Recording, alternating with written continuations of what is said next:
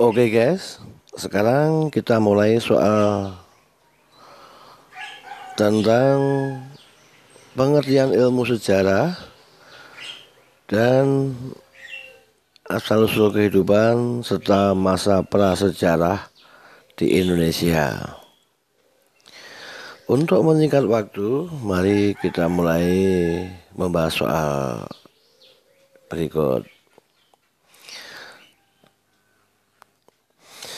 Seorang sejarawan disibukkan dengan mengunjungi perpustakaan setiap hari. Ia mencari sumber-sumber sejarah yang relevan dengan judul penelitiannya. Dalam metode sejarah, apa yang dilakukan sejarawan tersebut berada pada tahap A. Heuristik, B. Verifikasi, C. Interpretasi, D. Historiografi, E. Hermeneutika. Oke, sekarang secara ringkas dapat kita bahas seperti materi yang sudah kita berikan. Dalam tahap penelitian sejarah atau metode sejarah ada 4 tahap. Apa saja? Heuristik, ini verifikasi, interpretasi, dan historiografi. Heuristik adalah tahap pengumpulan sumber.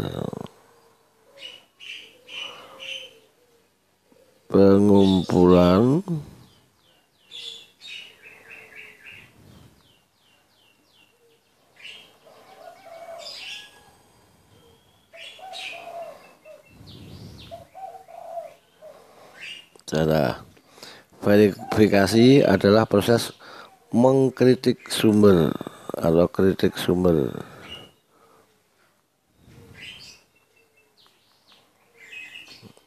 Interpretasi adalah penafsiran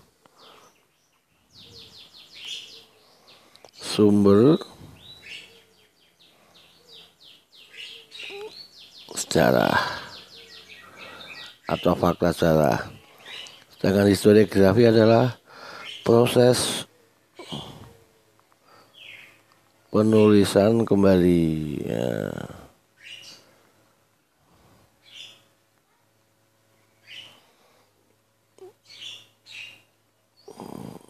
Peristiwa sejarah. Sedangkan hermeneutika adalah menafsirkan teks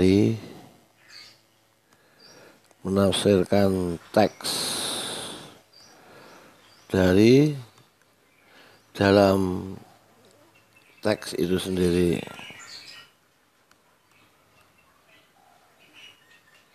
Nah, pertanyaannya adalah mencari sumber-sumber sejarah. Nah, hal ini sama dengan artinya apa? Mencari sumber-sumber itu, mengumpulkan. Nah, maka jawaban yang tepat untuk soal nomor 1 ini adalah tahap heuristik, proses pengumpulan sumber sejarah. Oke, gitu guys. Nomor 2. Dalam melakukan penelitian dan penulisan ilmu-ilmu sosial, kita mempelajari kehidupan sosial secara memanjang berdimensi waktu. Cara berpikir seperti ini sering disebut dengan cara berpikir A. Sinkronis, B. Diakronis, C. Simultan, D. Simbolik, E. Sinergi. Nah, dalam pembahasan atau penjelasan tentang materi konsep berpikir,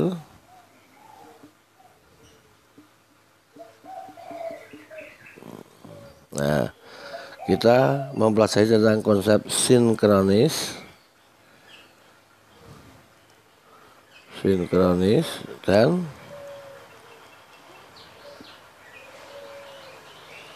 dia kronis.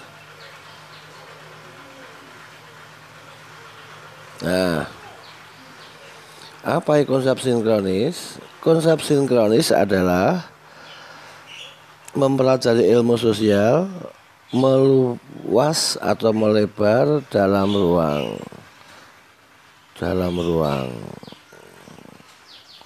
Sedangkan diakronis, nama lainnya adalah kronologis. Konsep berpikir dalam ilmu sosial yang memanjang dalam waktu. Nah, maka pertanyaannya, mempelajari kehidupan sosial secara memanjang berdimensi waktu adalah cara berpikir diakronis. Nama lainnya adalah kronologis. Nah, konsep berpikir ini sering digunakan dalam ilmu sejarah. Kalau sinkronis dalam ilmu sosial. Oke, jadi nomor 2 jawabnya adalah B. Gitu guys, paham ya?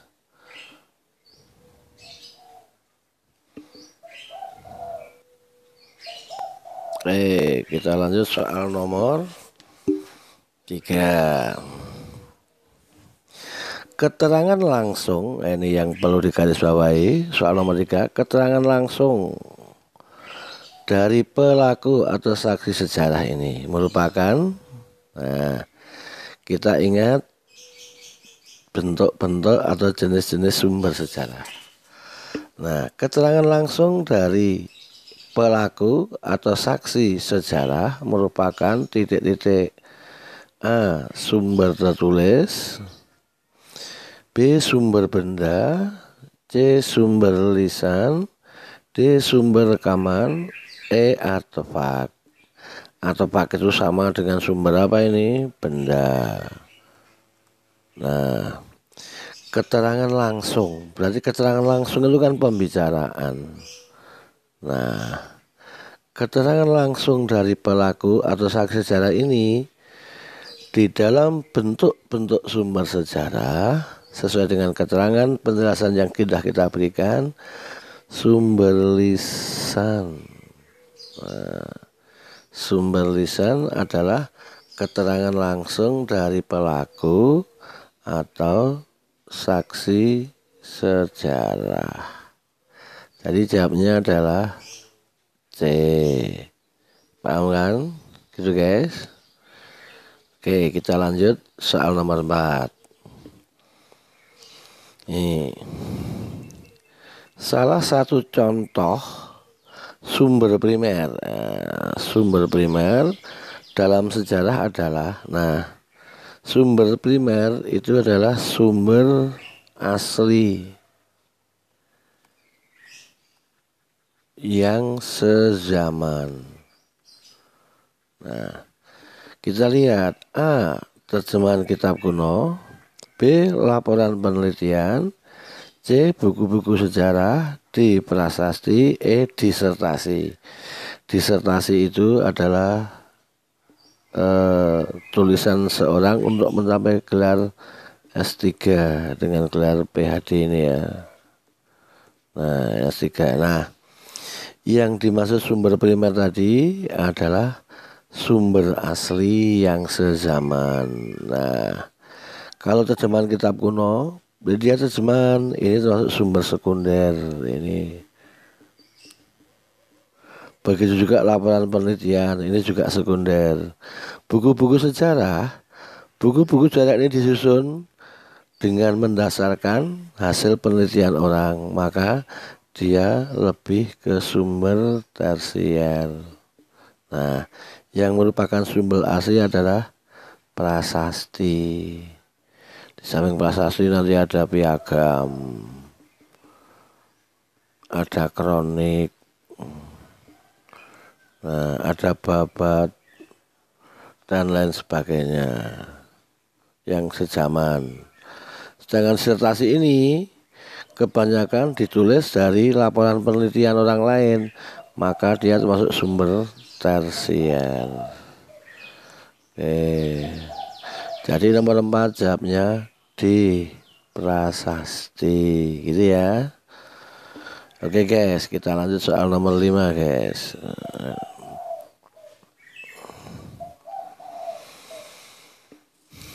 Kita kembali ke masih sumber sejarah.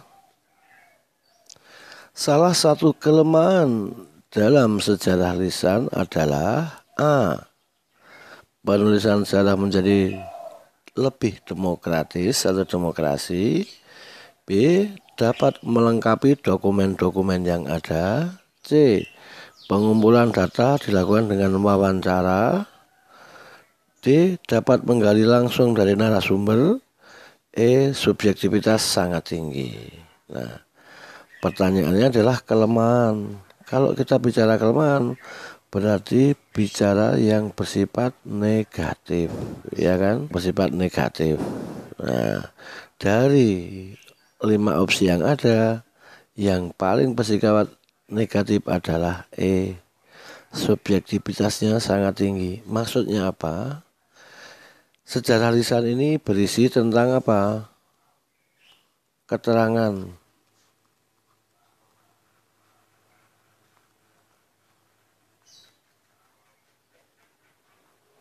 Keterangan langsung dari pelaku atau saksi sejarah. Dalam hal ini dia akan menonjolkan perannya. Nah, maka kemungkinan dia tidak berperan apa-apa, tapi keterangannya dia menonjolkan. Bahkan dia tidak terlibat, hanya saksi. Dia mengatakan saya pelaku sejarah. Makanya subjektivitasnya tinggi, keakuan seseorang terhadap suatu peristiwa sejarah. Nah, inilah kelemahannya. Jadi pelaku atau saksi sejarah cenderung membesar-besarkan peranannya, maka subjektivitasnya sangat tinggi. Nomor 5 jawabnya E. Nomor 6, lenyapnya reptil. Reptil raksasa pada zaman prasejarah terjadi pada zaman ini zaman tersier. A. B. Kuarter. C. Azoikum. D. Paleozoikum. E. Mesozoikum. Nah, lenyapnya reptil-reptil raksasa pada zaman prasejarah terjadi pada zaman A. Tersier. B. Kuarter. C. Azoikum. D. Paleozoikum. E. Mesozoikum. Nah, sekarang kita bahas zaman tersier dan kuarter ini ada pada zaman Neozoikum, yaitu zaman kehidupan baru. Azoikum ini dunia masih panas, bumi masih panas. Paleozoikum sering disebut zaman primer. Ini hewan bersel satu. Hewan bersel satu. Mesozoikum ini zaman sekunder. Ya, ini munculnya reptil raksasa. Nah, maka lenyapnya reptil ini terjadi pada zaman Neozoikum ini. Yaitu masa apa? Kalau zaman tersier atau zaman ketiga, inilah lenyapnya reptil. Lenyapnya reptil raksasa.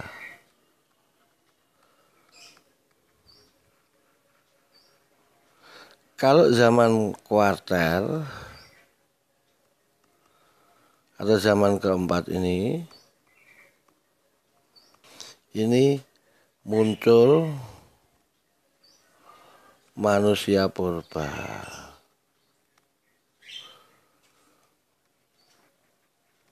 Nah, maka lenyapnya red pill ini terjadi pada masa apa?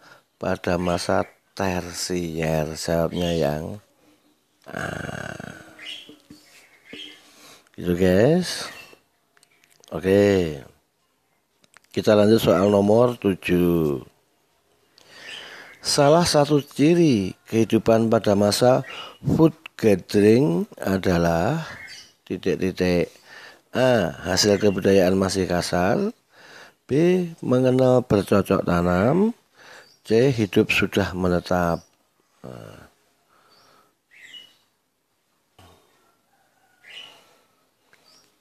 D. Masyarakat sudah mengenal keyakinan. E. Ditemukannya alat berupa kapak lonjong. Ini lonjong ini ya. Nah, lonjong. Nah, sekarang kita bahas satu persatu. Food gathering ini nama lainnya tahap berburu dan meramu.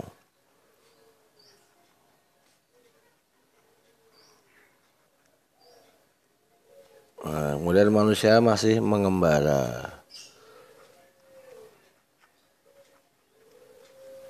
Belum mengenal cocok tanam.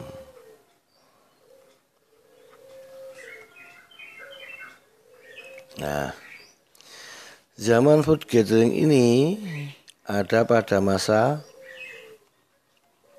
Paleolitikum dan Mesolitikum.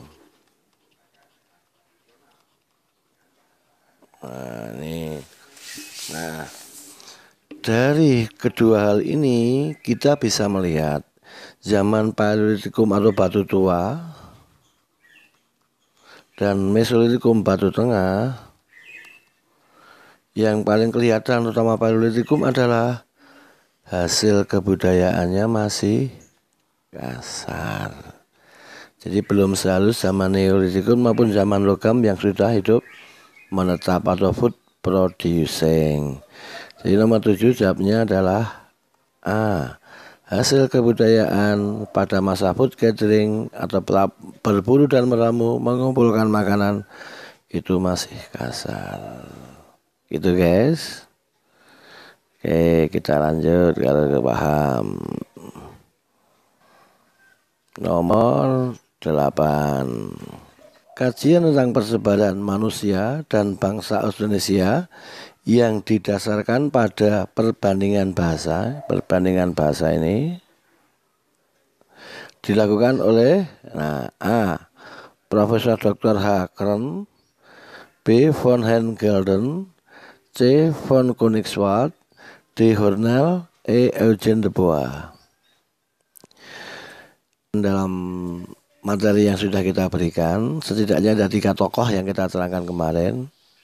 Sedangkan yang tidak melakukan kajian itu von Koenigswald, ini penemu fosil.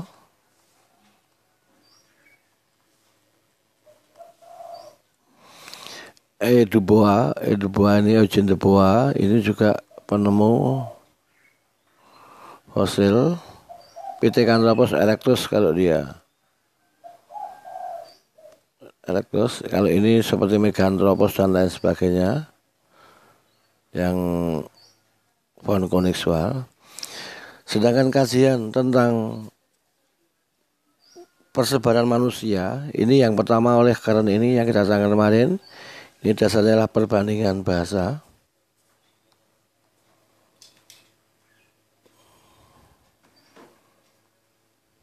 Perbandingan bahasa.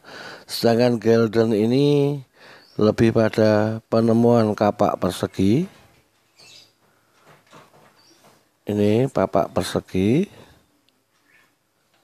Sedangkan Hornell lebih pada peninggalan atau penggunaan perahu bercadik.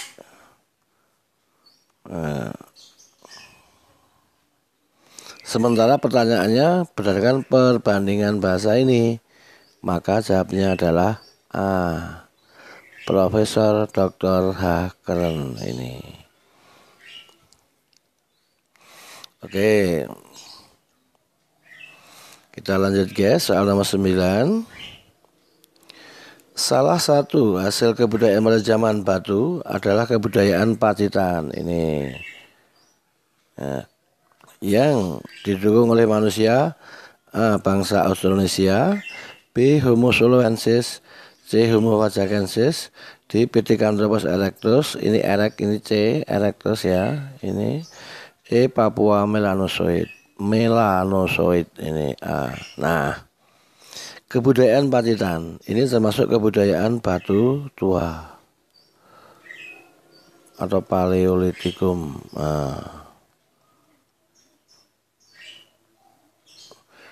Di samping kebudayaan Pacitan ada juga kebudayaan Ngandong.